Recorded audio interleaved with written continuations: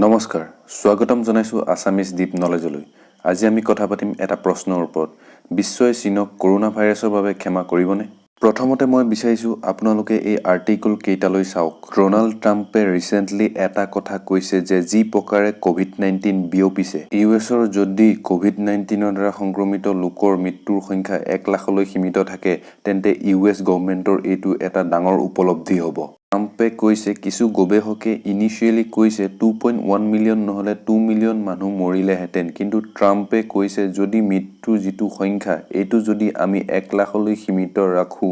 তেতিয়া এটা ডাঙৰ উপলব্ধি হ'ব কাৰণ অৱস্থা ইমানেই বেয়া এতিয়া আমি যিটো নাম্বাৰ দেখিছো উদাহৰণস্বৰূপে আজি 30 মাৰ্চ 2020 তাৰিখ আজি মই ভিডিও ৰেকৰ্ড কৰিছো টোটাল নাম্বাৰ অফ কোভিড-19 কেसेस 7,40,000 আৰু মৃত্যু 35,000 এইখিনি যিখিনি নাম্বাৰ এইখিনি বহুত কম সংখ্যক নাম্বাৰ এতিয়াও পৰিস্থিতি বহুত বেয়া হোৱাৰ সম্ভাৱনা আছে ইউএছ ইউৰোপ এইখিনি জায়গাত বহুত ডাঙৰ স্পাইক আহিব আৰু সম্ভাৱনা আছে বহুত হাজাৰ সংখ্যক মানুহ আক্ৰান্ত হোৱাত এতিয়া ভয়ানক প্ৰশ্ন এইটো উঠিছে যদি ডোনাল্ড ট্ৰাম্পে কৈছে ইউএছত মৃত্যু 1 লাখতকৈ ওপৰত হ'ব তেন্তে সমগ্ৰ বিশ্বত কি হ'ব এতিয়া ইউৰোপ আছে ইণ্ডিয়াত দেখিছে লকডাউন ৰাছিয়াটো লকডাউন পাকিস্তান ইৰাণ আফগানিস্তান সবতে একেই অৱস্থা তেন্তে সমগ্ৰ বিশ্বত মৃত্যুৰ সংখ্যা কিমান হ'ব কিমান মৰিব কিমান কি হ'ব ইয়াৰ কোনো অনুমান কৰিব নোৱাৰি এইখিনিতে এটা কথা কিন্তু সঁচা কৰোনা ভাইৰাছে সমগ্ৰ বিশ্বক সলনি কৰি দিলে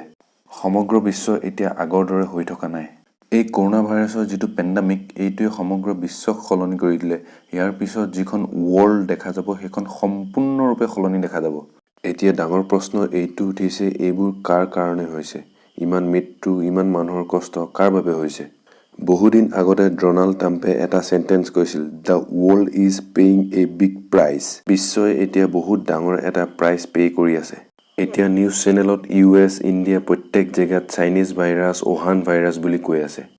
মানুহে চাইনিজ মানুহক বেয়া নাপায় যেটো মানুহৰ খং যেটো ফ্ৰাষ্ট্ৰেচন হেতু চীনৰ চৰকাৰৰ এটিটিউডৰ ওপৰত চীনৰ চৰকাৰে এই ভাইৰাছৰ ইনফৰমেশন কিমান সপ্তাহ লুকুৱাই ৰাখিলে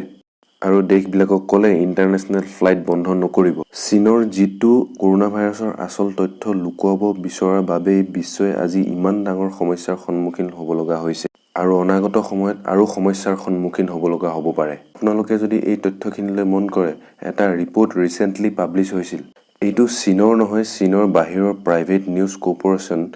তেওঁলোকে এখন গৱেষক পত্ৰ প্ৰকাশ কৰি কৈছিল তেওঁলোকে কৈছে নৱেম্বৰ 2019 ৰ পৰা ওহানত এই কেছসমূহ আহিবলৈ লৈছিল আৰু চীনে তাৰ পিছত তাত ফৰেন মিডিয়াক বেন কৰি দিলে যাতে ওহানত কি হৈ আছে বিশ্ববাসীয়ে গম নাপাওক চীনে প্ৰথমবাৰৰ বাবে নিজৰ মানুহক যেটো ৱাৰ্নিং দিছিল হেতু আছিল জানুৱাৰী 21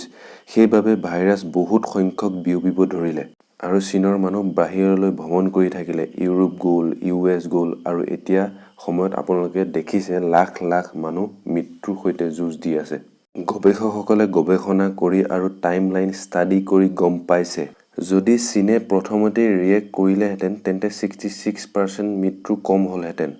আৰু বহুত লোকৰ জীৱন বাচি গ'লহেঁতেন যদি নিজৰ ইমেজৰ কথা চিন্তা নকৰিলেহেঁতেন ইয়াৰ উপৰিও চীনৰ বজাৰসমূহৰ পৰা আগৰে পৰা বহু ভুল হৈ আহিছে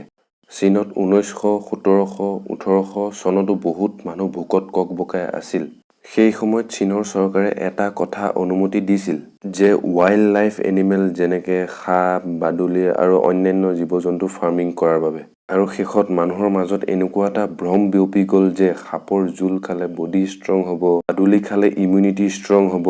আৰু শেষত এইটো চীনত সাংস্কৃতিক হিচাপে পৰিৱৰ্তন হৈ গ'ল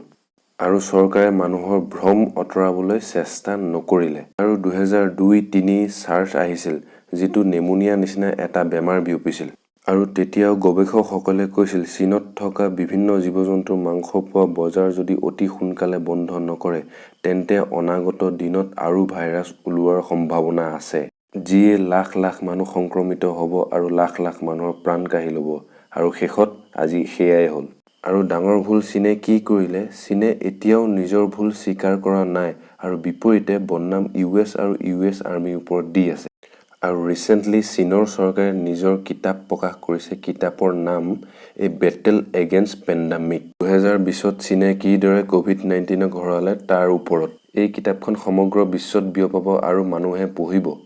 আৰু মানি ল'ব চীনে কিদৰে বিশ্বক বচালে। এটা কথা, মানুহে ক'ৰবাত নহয় ক'ৰবাত এইসমূহ বিষয়ৰ ওপৰত গুৰুত্ব দিব। আৰু শেষত এটাই প্ৰশ্ন, বিশ্ববাসীয়ে চীনক ক্ষমা কৰিবনে? এই প্ৰশ্নৰ উত্তৰ আপোনালোকে দিব পাৰে। আপোনালোকৰ বাবে কমেণ্ট বক্স খোলা আছে।